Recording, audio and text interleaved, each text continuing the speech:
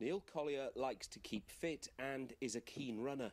So keen, in fact, that on a recent trip to visit family in Fife in Scotland, he went for a run and had quite a surprise when he was attacked by a buzzard. It was like being punched in the back of the head, if you can imagine what that is, or having a rock thrown at you. And yeah, it just took me by complete shock. Had pain down my shoulders, down the back of my neck. But yeah, pretty shocked. And straight after that, ran down the road, felt stinging on the top of my head as well, and went to wipe my head, and there was blood all over my arm. So ran a bit faster. Even 20, 30 years ago, you'd have no chance really of seeing a buzzard here in Bedfordshire, and now they're so widespread. They're one of Britain's most common birds of prey. In fact, they are our commonest bird of prey now.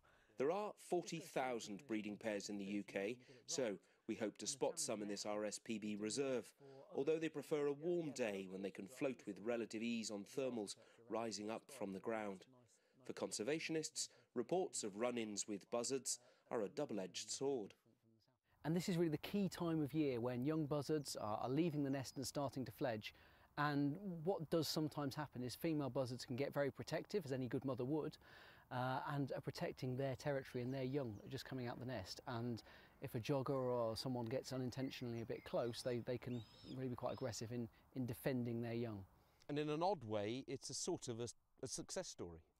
The fact that we even have buzzards around is a massive success. Even 20, 30 years ago, buzzards were really quite a rare localised bird. And the fact that they're now back across the country, wherever you are, you've got a pretty good chance of seeing a buzzard. And that is a fantastic success, one we should be really proud of. Not all birds of prey are doing so well, though. There's great concern over the hen harrier, which lives in moorland areas and comes into conflict with the grouse shooting industry. But the common buzzard continues to thrive, thanks to human conservation and, of course, to the highly developed protective instincts of the birds themselves.